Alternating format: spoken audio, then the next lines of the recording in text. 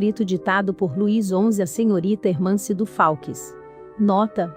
Rogamos aos nossos leitores, que se reportem às observações, que fizemos sobre estas notáveis comunicações em nosso artigo de março último. Não me sentindo bastante firme, para ouvir pronunciar a palavra morte, muitas vezes tinha recomendado, a meus oficiais que apenas me dissessem, quando me vissem em perigo. Falai pouco, e eu saberia o que isso significava.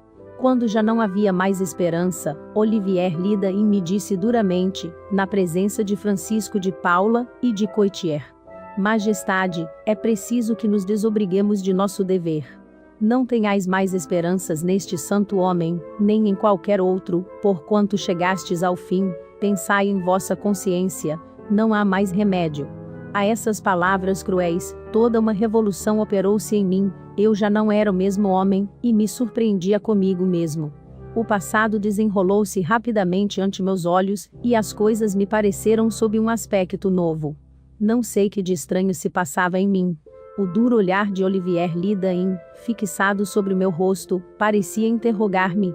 Para subtrair-me a esse olhar frio e inquisidor, respondi com aparente tranquilidade: Espero que Deus me ajude, talvez eu não esteja tão doente como imaginais. Ditei minhas últimas vontades, e mandei para junto do jovem rei aqueles que ainda me cercavam. Encontrei-me só com meu confessor, Francisco de Paula, Lidain e Coitier. Francisco me fez uma exortação tocante. A cada uma de suas palavras parecia que os meus vícios se apagavam, e que a natureza retomava seu curso. Senti-me aliviado e comecei a recobrar um pouco de esperança na clemência de Deus. Recebi os últimos sacramentos com uma piedade firme e resignada. Repeti a cada instante: Nossa Senhora de Embrun, minha boa senhora, ajudai-me. Terça-feira, 30 de agosto, cerca de 7 horas da noite, caí em nova prostração. Todos os que estavam presentes, crendo-me morto, retiraram-se. Olivier Lidain e Coitier, temendo a execração pública, permaneceram junto ao meu leito, já que não tinham outro asilo. Logo recobrei inteiramente a consciência. Ergui-me, sentei-me na cama, e olhei em torno de mim. Ninguém de minha família lá estava. Nenhuma mão amiga buscava a minha nesse momento supremo, para suavizar minha agonia numa última carícia. Aquela hora, talvez, meus filhos, se divertissem, enquanto seu pai morria. Ninguém pensou que o culpado ainda pudesse ter um coração que compreendesse o seu. Procurei ouvir um soluço abafado, mas só ouvi as risadas dos dois miseráveis, que estavam junto de mim. Em um canto do quarto, percebi minha galga favorita que morria de velha. Meu coração estremeceu de alegria. Tinha um amigo, um ser que me estimava. Fiz-lhe sinal com a mão, a galga se arrastou com dificuldade até o pé de meu leito, e veio lamber minha mão agonizante. Olivier percebeu esse movimento, praguejando, levantou-se bruscamente e golpeou o infeliz animal com um bastão até que morresse. Ao morrer, meu único amigo lançou-me um longo e doloroso olhar. Olivier empurrou-me violentamente sobre o leito. Deixei-me cair e entreguei a Deus a minha alma culpada. Variedades. O falso Rome. Lia-se há pouco tempo, nos jornais de Lyon, o seguinte anúncio, veiculado igualmente em cartazes fixados nas paredes da cidade. O Sr. Rome, o célebre médium americano, que teve a honra de fazer suas experiências perante SM o Imperador, a partir de quinta-feira, 1 de abril, dará sessões de espiritualismo no Grande Teatro de Lyon. Produzirá aparições, etc., etc. Poltronas especiais serão dispostas no teatro para os senhores médicos e sábios, a fim de poderem assegurar-se de que nada foi preparado. Nota: Napoleão III, último imperador francês, o sobrinho de Napoleão Bonaparte, não disfarçava seu interesse pela doutrina espírita. A pedido seu, o próprio Allan Kardec compareceu às Tulherias, para tratar da doutrina exposta em O Livro dos Espíritos. Sabe-se, inclusive, que memoráveis sessões espíritas de efeitos físicos foram realizadas no antigo palácio de Catarina de Médicis, na presença do soberano e da imperatriz Eugênia. Excessivamente modesto e discreto, traços marcantes de sua personalidade, jamais o codificador fez alarde desse fato. As sessões serão variadas pelas experiências da célebre vidente, Senhora X, sonâmbula extralúcida, que reproduzirá sucessivamente todos os sentimentos, à vontade dos espectadores. Preço dos lugares: 5 francos, primeira classe, e 3 francos, segunda classe. Os antagonistas do Sr. Home, alguns escrevem não quiseram perder essa ocasião de o expor ao ridículo. Em seu ardente desejo de fisgá-lo, acolheram essa grosseira mistificação com uma solicitude que bem atesta a sua má-fé e o seu desprezo pela verdade, porquanto, antes de atirar pedras nos outros, é preciso assegurar-se de que elas não errarão o alvo. Mas a paixão é cega, não raciocina, e, muitas vezes, engana-se a si mesma na tentativa de prejudicar os outros. Eis, pois, exclamaram jubilosos, esse homem tão glorificado, reduzido a mostrar-se nos palcos, dando espetáculos a tanto por pessoa. E os seus jornais a darem crédito ao fato sem maior exame. Infelizmente, para eles, sua alegria não durou muito. Mais que depressa, nos escreveram de Lyon, para obter informações que pudessem ajudar a desmascarar a fraude, e isso não foi difícil, graças, sobretudo, ao zelo de numerosos adeptos, que o espiritismo conta naquela cidade. Assim que o diretor do teatro soube, de que negócio se tratava, imediatamente dirigiu aos jornais a carta seguinte: Senhor redator, apresso-me a informar que o espetáculo anunciado para quinta-feira, 1º de abril, no Grande Teatro, não mais será realizado. Eu julgava haver cedido a sala ao Sr. Home, e não ao Sr. Lambert Laroche, que se diz As pessoas que antecipadamente obtiveram camarotes ou cadeiras numeradas na plateia, poderão apresentar-se à bilheteria para serem reembolsadas. Por outro lado, o acima mencionado Lambert Laroche, natural de Langres, interpelado acerca de sua identidade, achou por bem responder nos seguintes termos, que reproduzimos na íntegra, visto não desejarmos absolutamente que ele nos possa acusar da menor alteração. Vós me submeteste diversas extra de vossas correspondência de Paris, das quais resulta que um senhor Home, que dá sessão nalgum salão da capitale, se acha nesse momento na Itália, e não pode por consequência, se achar em Lyon. Senhor, eu ignoro primeiro conhecer esse senhor Home. Segundo, eu não sei qual é o seu talento. Terceiro, eu nunca tive nada de comum com esse senhor Home. Quarto, eu trabalhei, e trabalho com nome de guerra que é do qual eu justifico, pelos artigos de jornais do estrangeiro, e francês que vos é submetido.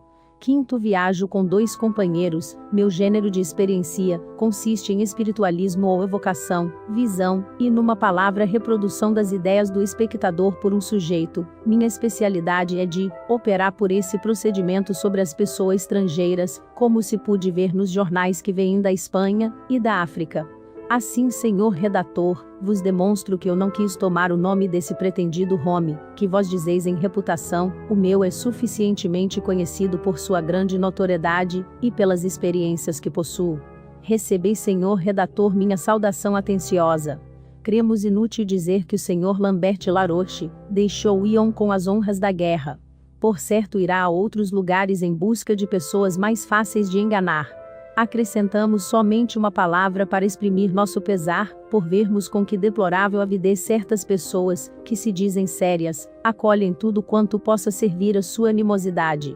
O espiritismo goza hoje de muita reputação para temer a charlatanice, não é mais aviltado pelos charlatães, do que a verdadeira ciência médica pelos curandeiros das encruzilhadas. Por toda parte encontra, sobretudo entre as pessoas esclarecidas, zelosos e numerosos defensores, que sabem afrontar as zombarias.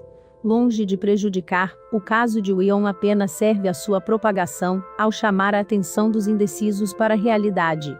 Quem sabe até se não foi provocado com essa finalidade por um poder superior. Quem pode se vangloriar de sondar os desígnios da providência? Quanto aos adversários do espiritismo, permite-se-lhes rir, jamais caluniar, alguns anos ainda e veremos quem dará a última palavra. Se é lógico duvidar daquilo que não se conhece, é sempre imprudente inscrever-se em falso contra as ideias novas que, mais cedo ou mais tarde, podem dar um humilhante desmentido à nossa perspicácia.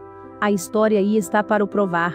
Aqueles que, no seu orgulho, aparentam piedade dos adeptos da doutrina espírita, estarão tão elevados quanto imaginam.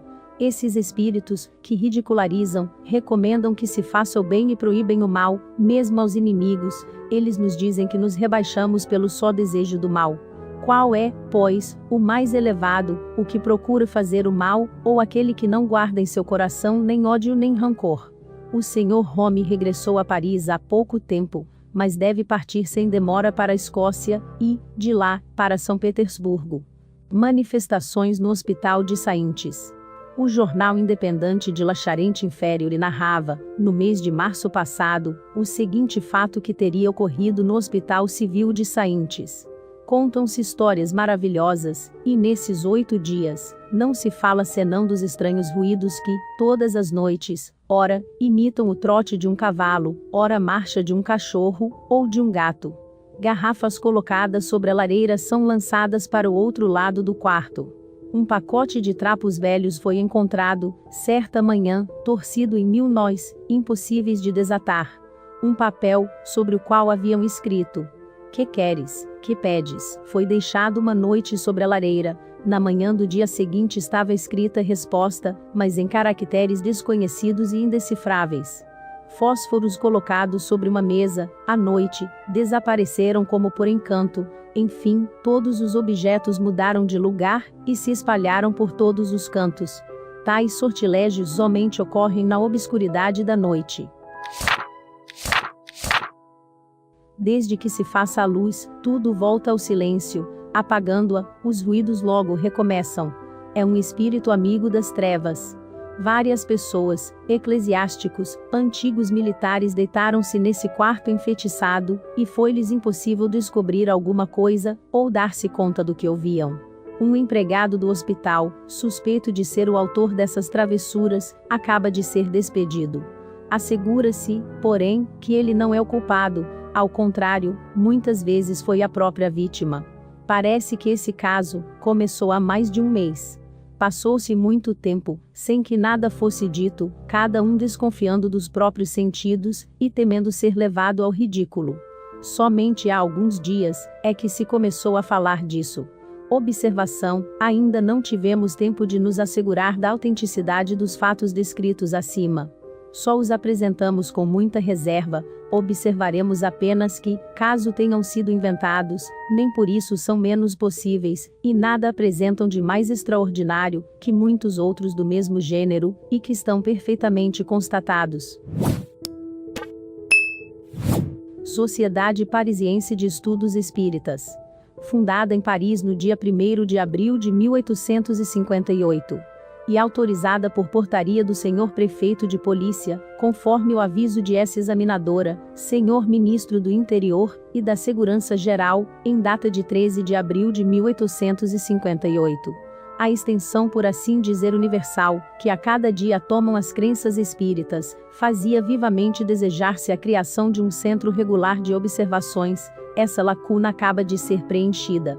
A sociedade, cuja formação temos o prazer de anunciar, composta exclusivamente de pessoas sérias, isentas de prevenções e animadas do sincero desejo de serem esclarecidas, contou, desde o início, entre seus associados, com homens eminentes por seu saber e posição social.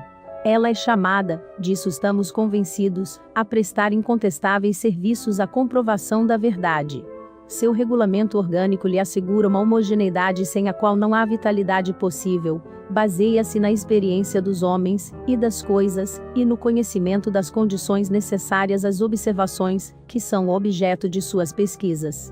Vindo a Paris, os estrangeiros que se interessarem pela doutrina espírita encontrarão, assim, um centro ao qual poderão dirigir-se para obter informações, e onde poderão também comunicar suas próprias observações. Allan Kardec.